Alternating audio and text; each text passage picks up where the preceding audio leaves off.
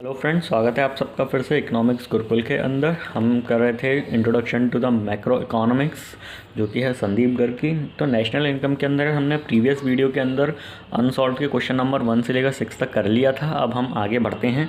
हमारा जो है अब हम शुरू करने वाले हैं क्वेश्चन नंबर 7 को। तो आप देख सकते हैं क्वेश्चन नंबर 7 दे रखा है आपको, calculate sales from the following data. सारा डेटा आपके सामने गिवन है। तो चलिए करते हैं क्वेश्चन को।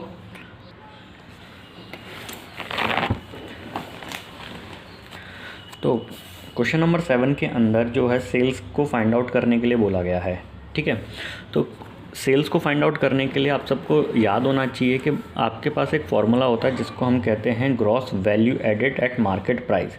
इसका जो फार्मूला होता है, इसका हम निकालने के लिए क्या करते हैं, net value added at market factor cost plus depreciation plus NIT। ठीक है, जब मुझे ये निकालना है तो ठीक। तो और GVA MP अगर नॉर्मली मुझे निकालना है तो हम क्या करते हैं, value of output minus IC कर देते हैं। तो वैल्यू ऑफ आउटपुट के अंदर क्या आता है आपका, सेल्स आती है प्लस चेंज इन स्टॉक्स आता है। लेकिन अभी फ़िलहाल क्योंकि मुझे सेल्स को ही फाइंड आउट करने के लिए बोला गया है, तो मुझे फ़िलहाल इस वक्त इस चीज़ को के ज़रिए, इन फार्मूलों के ज़रिए जो कि मेरे पास गिवन है, इनके ज़रिए से मैं GVA MP को फाइंड आउट कर लेता हूँ। ठीक है, तो GVA MP is equal to, तो मुझे net value added at factor cost दिया गया है 300, जिसके अंदर मुझे डेप्रिसिएशन है 10 का, और NIT के लिए मुझे IT दिया गया है 30, और जिसके अंदर सब्सिडीज़ दी गई हैं 5। ठीक है, तो 310 प्लस 25, तो GVA MP आपका निकल के आ जाएगा सीधे सीधे 335। ठीक है, अब क्योंकि मेरे पास GVA MP आ चुका है, तो अब मैं इसकी जो वैल्यू है इसको यहाँ पे पुटअप कर सकता हूँ, जो कि हो गई 335 इज़ इक्वल टू, ठीक है, सॉरी यहाँ पुटअप करूँगा मैं, is equal to sales plus change in stocks minus IC। ठीक है, तो 335 इज़ इक्वल टू सेल्स, क्योंकि मुझे फाइंड आउट ही करनी है। अब इसके अंदर जो मुझे दिया गया है वो है चेंज इन स्टॉक्स माइनस 20 दिया गया है। ठीक है, IC दिया गया है मुझे 100, तो सेल्स को मैं इधर ले लेता हूँ। Sales is equal to 335 plus 20, ठीक है, प्लस 100। कैसे भी कर लीजिए, साइंस चेंज हो जाएंगे इसके अंदर। तो ये आ जाएगा आपका 455 लाख। भाई प्रीफिक्स और सरफिक्स का बिल्कुल ध्यान रखिएगा, गलतियाँ हो जाती हैं बहुत लोगों से। ठीक है, अब देखते हैं क्वेश्चन नंबर 8 को, जिसके अंदर बोला गया है calculate net value added at factor cost. अब आपको क्या करना है, NVA FC निकालने के लिए बोला गया है क्वेश्चन नंबर 8, जो कि है NVA FC। इसको आपको क्या करना है, फाइंड आउट करना है। ठीक है, तो भाई NVA FC को फाइंड आउट करने के लिए सबसे पहले मुझे पता होना चाहिए gross value added at market price जो है मेरा, उसको हम कहते हैं सीधे सीधे sales plus change in stock minus IC, that is intermediate cost आ जाएगी, या फिर इंटरमीडिएट कंजप्शंस लिख सकते हैं। अब देखिए क्वेश्चन के अंदर है ना, आपको ना आउटपुट सोल्ड यूनिट्स दिया गया, पर यूनिट ऑफ आउटपुट दिया गया है, कंजप्शन ऑफ फिक्स कैपिटल जो कि डेप्रिसिएशन होता है, GST वगैरह सब कुछ दिया हुआ है इसके अंदर आपको।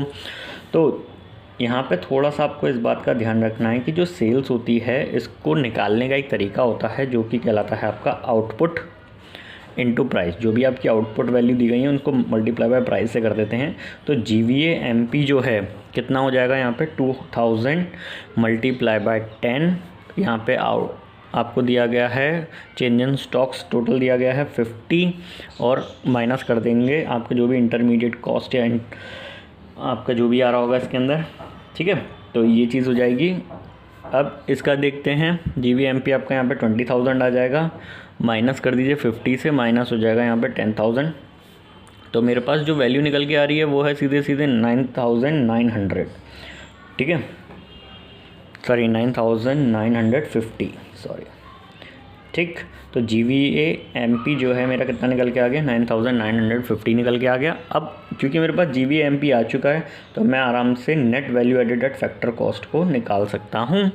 तो GVA MP minus depreciation minus NIT। ठीक है, तो इसके अंदर मैं सीधे 9,950 रख दूंगा। डेप्रीसिएशन मुझे कितना गिवन है, consumption of fix Capitals given था मुझे 600, और एनआईटी जो है, एनआईटी के अंदर मुझे गिवन था, मेरे को आईटी दे रखा था 400, वहीं पे मुझे सब्सिडीज़ 500 की दे रखी थी।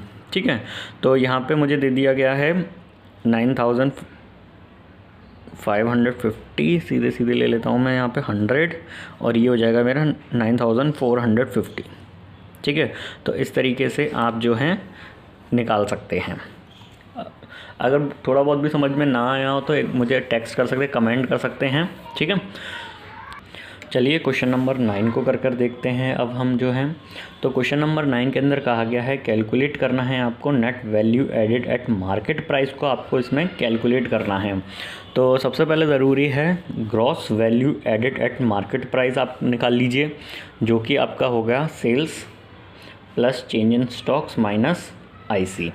ठीक है, तो आपको इसके अंदर जो सेल्स दे रखा था, सीधी बात है, आपको आउटपुट सोल्ड दे रखा है और price per unit of output दे रखा था।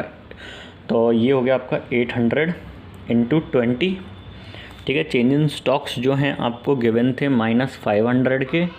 ठीक है, और आपको आईसी दे रखा था 8,000 सॉरी। ठीक है, तो 16,000 तो यही हो गया, और ये हो गया 8,000। तो यहाँ पे मेरा निकल के आ जाएगा 7,500। ये हो गया मेरा gross value added at market price. ठीक है, अब क्योंकि मेरे को gross value added at market price मैंने निकाल लिया, अब सिंपल सा और मुझे क्या निकालना है, net value added at market price निकालना था। तो gross value added at market price मुझे पता है क्या है, मेरा निकल चुका है, जिसमें से सिर्फ मुझे क्या करना है, डेप्रीसिएशन को माइनस करना है। ठीक है, अगर यहाँ पे एफसी होता तो यहाँ पे मैं एनआईटी को भी माइनस कर देता, लेकिन क्योंकि मुझे सिर्फ net value added at market price निकालने को बोला गया, इसलिए मैं यहाँ पे एनआईटी लेने का कोई मतलब नहीं बनता है। तो मेरे पास जीवीए एमपी था मेरे पास 7,500, और डेप्रीसिएशन मुझे क्वेश्चन के अंदर गिवन कर रखा था 1,000 रुपीज़ का। ठीक है, तो यहाँ पे मैं माइनस कर दूंगा तो 6,500 मेरा एनवीए एमपी निकल के आ जाएगा, एनवीए एमपी मेरा यहाँ निकल जाएगा। ठीक, चलिए क्वेश्चन नंबर 10 को करके देख लेते हैं। क्वेश्चन नंबर 10 के अंदर क्या दिया गया है, क्वेश्चन नंबर 10 के अंदर बोला जा रहा है find net value added at market price. Question के अंदर आपको ये भी ध्यान रखना पड़ेगा कि क्वेश्चन में जो गिवन है fixed capital goods with the life span of 5 years 15 lakh दे रखा है। तो ये इसमें डेप्रीसिएशन जब हम निकालेंगे तो डेप्रीसिएशन इसमें डायरेक्ट इस क्वेश्चन में गिवन नहीं है, तो आपको स्ट्रेट लाइन मेथड के ज़रिए से इसको निकालना पड़ेगा। तो चलिए शुरू कर रहे हैं इस क्वेश्चन को। तो हमें निकालना था, इसके अंदर मैंने आपको बताया था net value added at market price निकालना था आपको। ठीक है, तो ये आपको निकालना है। तो सबसे पहले हम करेंगे gross value added at market price, जो कि होगा आपका होता है sales plus change in stocks minus IC. तो सेल्स आपको कितना गिवन है, आप देख सकते हैं 25 आपको दे रखा है। चेंज इन स्टॉक्स जो है, नेट चेंज इन स्टॉक्स दे रखा था -2 दे रखा है आपको, और आईसी दे रखी थी आपको, जो कि रॉ मटेरियल की फॉर्म में दे रखा है। तो ये हो गया 6। ठीक, तो इसको सॉल्व कर लीजिए, सीधे सीधे आपका आ जाएगा जीवीए एमपी जो है निकल के आ जाएगा 17। तो जीवीए एमपी हमारे पास आ चुका है 17। तो अब हम निकालते हैं net value added at market price को। तो net value added at market price निकालने के लिए चाहिए हमें जीवीए एमपी, जो कि हमारे पास 17 है ही है, और साथ में ज़रूरत है हमें डेप्रीसिएशन की। ठीक है, तो 2 चीज़ों की हमें ज़रूरत है।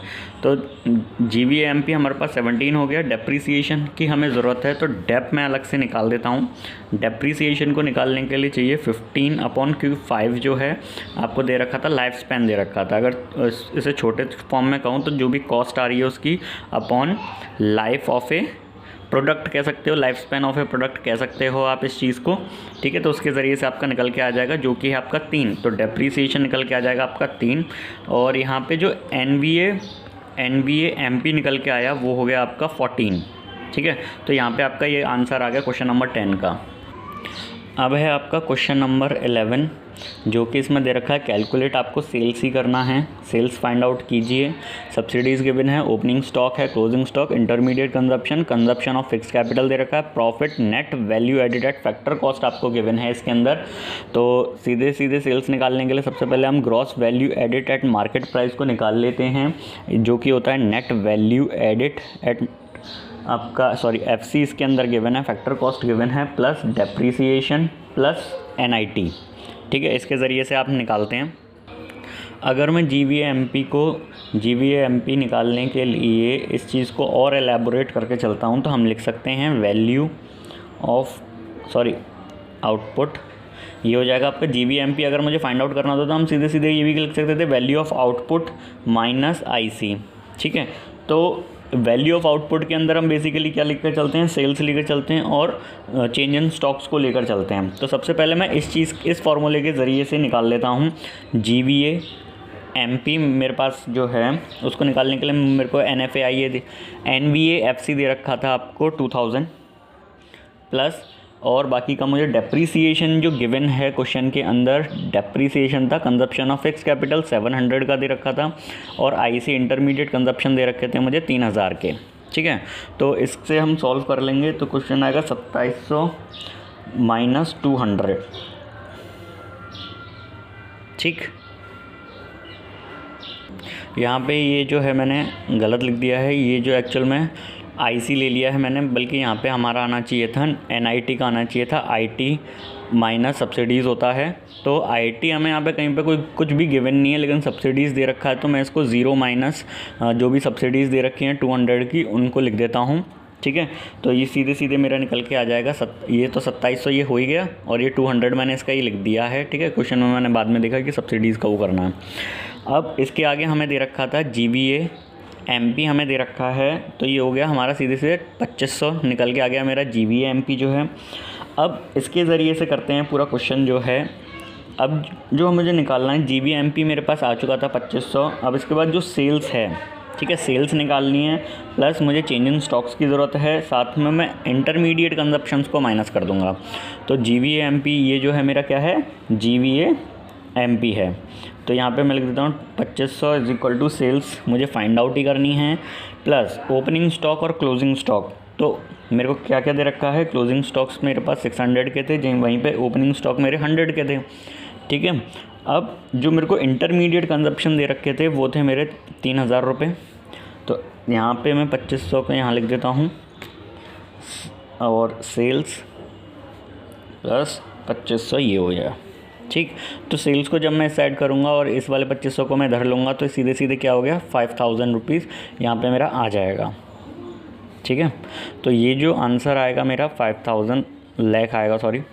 तो ये यहाँ पे क्वेश्चन नंबर 11 का मेरा यहाँ पे सॉल्यूशन हो चुका है। और आगे के लिए जो भी कोई क्वेरी आ रही है मेरे कमेंट बॉक्स में ज़रूर लिखें। फिर से मैं एक बार इस क्वेश्चन को समझा देता हूँ, थोड़ा सा मैं भी थोड़ा कंफ्यूज हो गया, मैंने वैल्यू ध्यान नहीं दी क्या लिखी हुई है बुक के अंदर। तो सबसे जब मुझे सेल्स को फाइंड आउट करने के लिए बोला गया है तो GVA-MP जो है, इस दो फार्मूले GVA-MP के NVA-FC plus debt plus NIT निकाल सकता हूँ मैं। GVA-MP को हम इस तरीके से भी लिखते हैं value of output minus IC, जो कि वैल्यू ऑफ आउटपुट के अंदर sales plus change in stocks होता है। तो सबसे पहले मैं ना GVA-MP को फाइंड आउट कर लेता हूँ, क्योंकि मुझे सेल्स तो निकालना ही है, लेकिन सबसे पहले क्योंकि मुझे NVA-FC दे रखा है, डेप्रीसिएशन मुझे दे रखा है, NIT मुझे दे रखा था, इसीलिए मैं क्या करूँगा, सबसे पहले इस फॉर्मूले का इस्तेमाल करूँगा। तो इन सारी वैल्यूज़ को पुटअप करने के बाद मैंने GVA-MP को फाइंड किया। अब इस फार्मूले के ज़रिए, इस फार्मूले के अंदर GVA-MP की वैल्यू को पुटअप करके मैंने 2500 की वैल्यू पुटअप करी GVA-MP की। फिर सेल्स क्योंकि मुझे निकालना था, opening changing stocks that is closing और ओपनिंग मुझे दे रखा था, IC जो है मेरी वो मुझे गिवन थी, ठीक है। इन सब के ज़रिए मैंने इसको पूरे को निकाल दिया। तो अदर क्वेरीज़ के लिए मुझे आप टेक्स्ट कर सकते हैं। Thank you so much.